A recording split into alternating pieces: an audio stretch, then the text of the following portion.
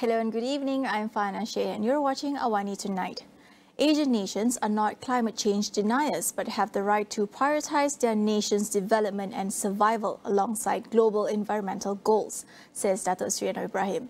Speaking at the launch of the Energy Asia 2023 conference in Kuala Lumpur today, the Prime Minister said the transition to alternative energy sources must be determined by the needs of each individual country. While some countries are preparing the transition to cleaner forms of energy, others are struggling with access to complete electrification, clean cooking oil, energy security, and of course, I've alluded to the issue of education, health, and basic infrastructure.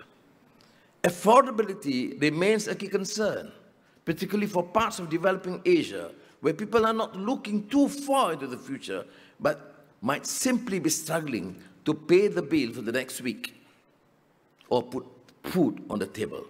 Hydrocarbons will continue to be an important part of the energy mix in Southeast Asia, he says, as affordability and energy security remain key concerns for the region of more than 500 million people. He also asserts that the global energy transition should not be dictated solely by a specific group of countries. Separately, Anwar said the government would launch 2 roadmaps in the second half of the year, detailing the country's potential to develop hydrogen fuel and carbon capture and storage technology. Malaysia, he said, is determined to be well-positioned to play its part in reducing emissions, while ensuring that it is ready for the growth of the low-carbon economy. To this end, Malaysia has revised its Nationally Determined Contribution (NDC) to reduce greenhouse gas emission intensity by 45% by 2030 compared to 2005 levels, as part of the nation's responsibility towards the overall global climate goals. The government has no plans to enforce environmental, social and governance (ESG) compliance on micro, small and medium enterprises (MSMEs) for now. Economy Minister Rafizi Ramli said the implementation and reporting of ESG practices by companies in Malaysia is voluntary, though encouraged for all listed public companies on Bursa Malaysia. Among the MSMEs, Rafizi says the performance of ESG practices is still at a low level due to the lack of understanding on its importance.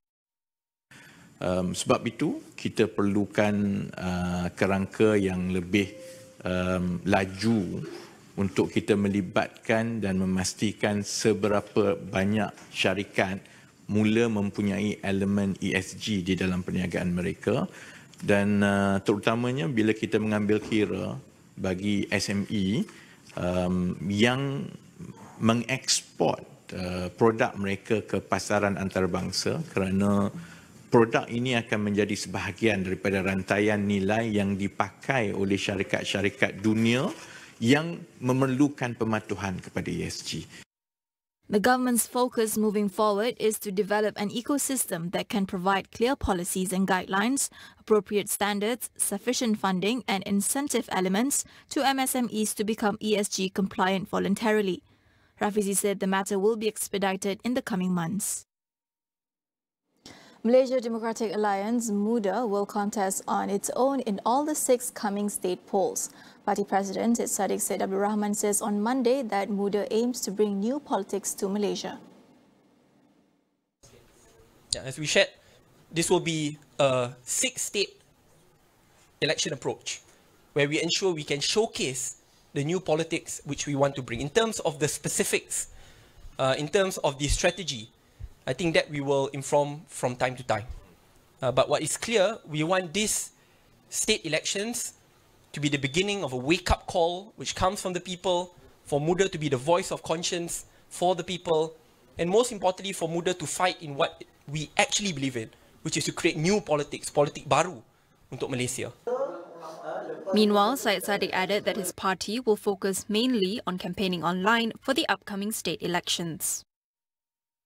We agree that the majority of our sessions will be brought online because we want to try this new form of campaigning. If not, we'll be largely reliant on a huge donor base or big donors. But we want to try something new, running our campaign in the most leanest way possible, but bringing the most impact. Terengganu Menteri Besar Datuk Seri Dr. Ahmad Samsuri Mohtar will be having an audience with the Sultan of Terengganu tomorrow to obtain the latter's consent to dissolve the State Legislative Assembly. According to the MB, he will be presenting the proposal for the dissolution of the State Assembly to Sultan Mizan Zainal Abidin at Istana Sharqiah at 9 a.m. tomorrow. Asked about the proposed date, Ahmad Samsuri said the matter will only be announced after his audience with the Sultan. He also said the term of the Terengganu Assembly will end on June 30th. The Terengganu State Assembly has 32 seats, with 22 seats under pass after the 14th general election, while the rest went to Barisan Nasional.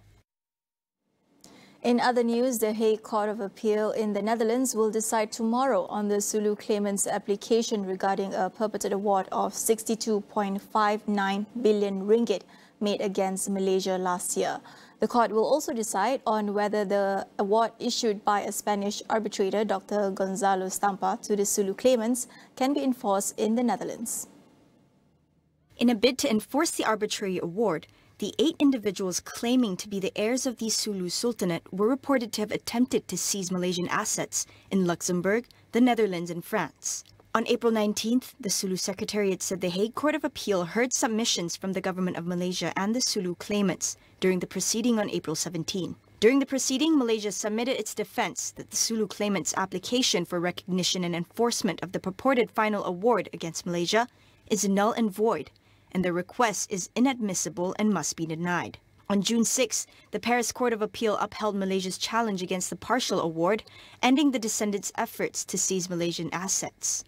The Filipino heirs of the last Sultan of Sulu won the final award in a French arbitration court last year in a long-running dispute over the deal, after a partial award was first issued in May 2020. A total of 31,140 youth aged 35 and below have been registered as bankrupts from 2014 to May 2023.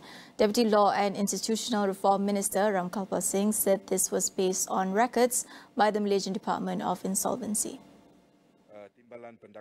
To address this, he said the government implemented bankruptcy discharge for those declared bankrupt for debts below 50,000 ringgit and meeting conditions from March 1st this year. He added that the MDI amended Section 51A of the Insolvency Act 1967, or Act 360, that came into effect from September 1st, 2021, which aims to set the minimum debt limit to 100,000 ringgit. This indirectly helps to reduce percentage of bankrupts registered with the MDI, including youth. The government also added provisions in Act 360 to allow bankrupts to be discharged from bankruptcy within a short period of 3 years from the date of filing the Statement of Affairs with MDI. Ramkalpa was replying to a question by Senator Muhammad Hasbi Muda, who asked about the number of bankrupt youth and the government's efforts to curb the issue. We will go for a quick break. Stay tuned for more.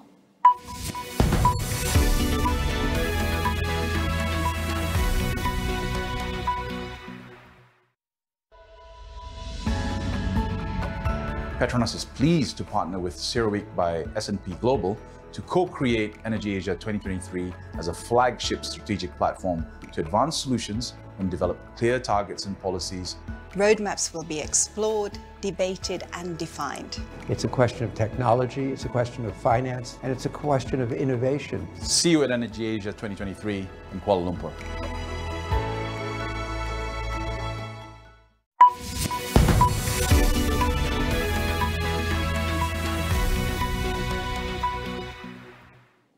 Welcome back. Malaysia will bring back its citizens from Russia if the situation in Moscow escalates, says Deputy Prime Minister Datuk Seri Ahmad Zahid Hamidi. This follows the declaration of a counter-terrorist operation there on Saturday. Tindakan-tindakan keselamatan termasuk jika keadaan tidak dapat menjamin keselamatan rakyat Malaysia di sana, usaha ke arah untuk membawa mereka balik ke Malaysia sedang diatur oleh pihak Wisma Putra. Walaupun manapun kita akan terus memantau situasi di Rusia dan kita harap kedudukan keselamatan akan terjamin. On Sunday, the Malaysian embassy in Moscow urged all Malaysians in Russia to remain vigilant and calm. The embassy advised limiting outdoor movement, avoiding crowded areas, carrying personal documents at all times, and ensuring travel documents were valid and easily accessible. Foreign Minister Datuk Sri Zamri Abdul Kadir also said the embassy was in contact with all 755 registered Malaysians in Russia. Meanwhile, in Moscow, Monday was declared a non-working day to allow for a period of calm following an aborted mutiny by Wagner Group mercenaries. The National Anti-Terrorism Committee said the situation in the country was now stable. Wagner leader Yevgeny Prigozhin, once a close ally of President Vladimir Putin, had ordered his troops to stand down on Sunday after threatening to storm Moscow. Tensions escalated in Russia when Wagner launched an uprising to overthrow the Russian military, claiming some of its men had been killed in an airstrike and demanded the removal of Russia's defense minister Sergei Shoigu. Prigozhin initially said troops would storm the capital, prompting the Kremlin to tighten security in several regions of the country. But Prigozhin later announced that his fighters would return to their bases. On Saturday, the Kremlin said that Prigozhin would be exiled to Belarus in exchange for a pardon from charges of treason. His current whereabouts are unknown. The events of the weekend have left governments around the world wondering what could happen in the country with the world's largest nuclear arsenal and the impact of Wagner's mutiny towards Putin. Hundreds of thousands of North Koreans marched in anti-US rallies in Pyongyang over the weekend. State media said on Monday that about 120,000 young people and workers took part in the rallies as the country marked the 73rd anniversary of the Korean War. A stadium in the capital city was packed with masked crowds holding placards reading the whole US mainland is within shooting range. Rally-goers also shouted slogans vowing a war of revenge to destroy the US. Sunday's anniversary came amid concerns Pyongyang would soon conduct another launch of its first military spy satellite to monitor US military activities. That effort ended in failure on May 31st, but Pyongyang promised to make a second launch attempt at an unspecified date. Nuclear-armed North Korea has been testing various weapons, including its biggest intercontinental ballistic missile, ramping up tension with the South and the South's main ally, the US. Over in Greece, Conservative leader Kyriakos Mitsotakis has won a second four-year term as Prime Minister. He is set to return to office in a stronger position with his party's resounding victory in the second election in a month. Mitsotakis' New Democracy Party won 40.5% of the national vote, almost 23 points ahead of Alexis Tsipras' Syriza party. He had beat Syriza last month, but his party fell just short of a majority in the 300-seat parliament. His decision to call an election in a bid to form a stable single-party government was vindicated by Sunday's result. Mitsotakis, in his victory speech, promised that major reforms would soon be underway. He is credited with successfully returning the Greek economy to stability and growth after a severe debt crisis and 3 international bailouts. Although many Greeks are struggling with the cost of living crisis, voters chose to stick with the party that promised lower taxes and improved public health. The US Coast Guard said that it has opened an investigation into the causes of the Titan submersible disaster. The priority right now is to recover debris from the seabed, and precautions will be taken in case human remains are found. The announcement comes a day after Canada's Transportation Safety Board said it was conducting its own investigation into the implosion of the Titan, which has raised questions about the unregulated nature of such expeditions. The Titan was on a dive to the Titanic wreckage on June 18th when it imploded, killing all 5 people on board.